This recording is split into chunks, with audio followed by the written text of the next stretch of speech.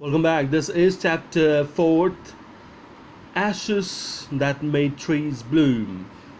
And today I'm here to explain passage number 3 to you. So here we go. And then they dragged him out of doors, taking a spade and hoe with them. So after that, as the dog denied taking anything, that is, he was served with food, nice food, fish, and some other things. But the dog denied, refused to take anything. It didn't move even. So now, as the dog was not pleased, or the couple found that the dog was not pleased with them, with their efforts, so they had to now drag him out of doors. They dragged him, they pulled him out of doors, taking a spade and hoe with them, and they went out of the house with some tools, that is farming tools like hoe and spade, because they knew that when the dog would show them a place, they would require those tools to dig up earth. No sooner had the dog got near a pine tree growing in the garden than he began to paw and scratch the ground.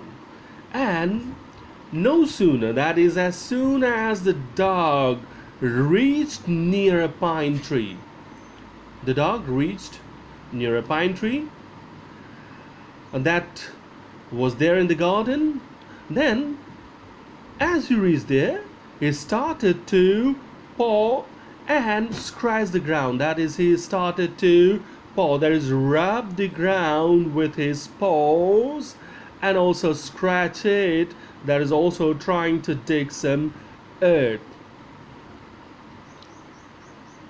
as if a mighty treasure lay beneath. And he was scratching the ground, scraping the ground, digging the ground in a way that suggested that some mighty treasure, some big treasure, huge treasure lay beneath it. That is, some huge treasure was hidden under the earth there at that place. "Quick, wife, hand me the spade and hoe," cried the greedy old fool as he danced with joy. And as the dog was scratching the ground, so he realized that it was the place where some treasure was hidden, and he was now very much happy. He was joyous and he was dancing with joy, and he asked his wife to hand him a spade and hoe so that he could dig it and get the treasure out. Then the covetous old fellow, with a spade, and the old crone with a hoe, began to dig. And then both of them, both the husband and wife, that is, the wicked old man and his wife, began to dig the ground, the earth there. But there was nothing but a dead kitten, the smell of which made them drop their tools and shut their noses. But as they dug up earth, they found nothing there but a dead kitten. There came out a dead kitten, and as it appeared, as it came to the light, came to their sight, with it came a foul smell, very bad smell, and the smell was so bad that they had to drop their tools and close their noses. Furious at the dog, the old man kicked and beat him to death. And as the old man was furious because he pointed them or he uh, falsely, or he tricked them to a dead body of a kitten and not a treasure. So, as it was not a treasure, the dog didn't help them find a treasure. So, the old man was furious, very angry with the dog, and he started kicking and beating him.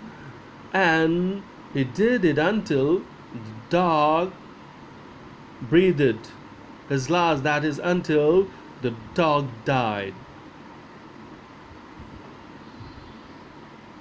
And the old woman finished the work by nearly chopping off his head with the sharp hoe, and even the old woman hit or bet the dog so hard that she nearly chopped, that is, say, cut the body or the head of the dog into pieces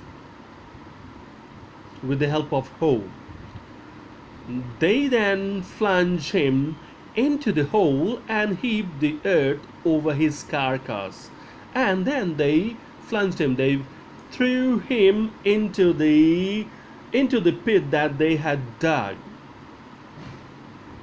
believing that there was some treasure. So into that pit only they threw him, and over it they threw the mud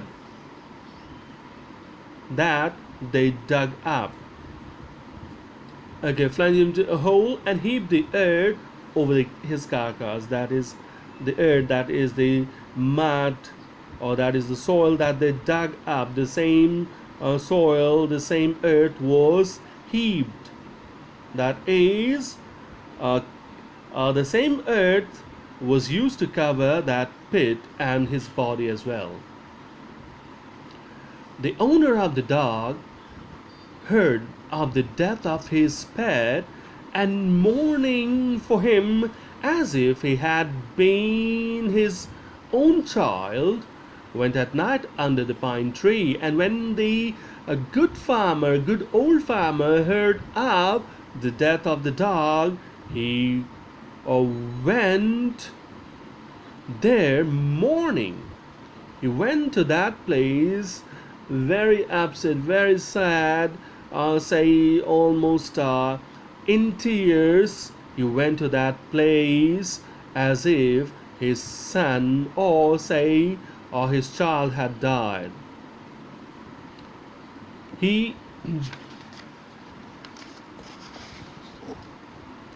set up some bamboo tubes in the ground, such as are used before tombs, in which he put fresh flowers. And then he set up some bamboo tubes. Then he cut a bamboo there from the jungle, and cut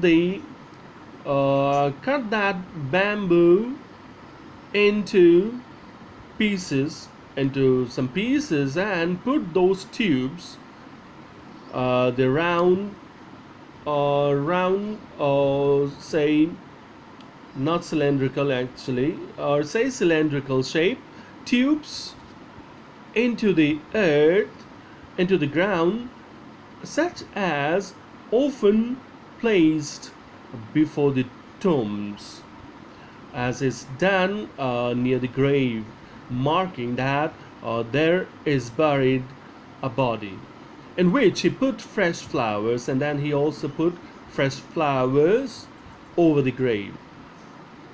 Then he laid a cup of water and a tray of food on the grave, and burned several costly sticks of incense. And then the next thing he did was he laid there a cup of water and a tray of food. That is, food and water was also placed there. Besides this, he also burned a costly incense stick. That is, incense stick means the stick that we burn uh, before the God's image of God, that is often burnt in the temples or in our temple in our home, small temple in our home. So that is called incense stick. That is also called dhoop.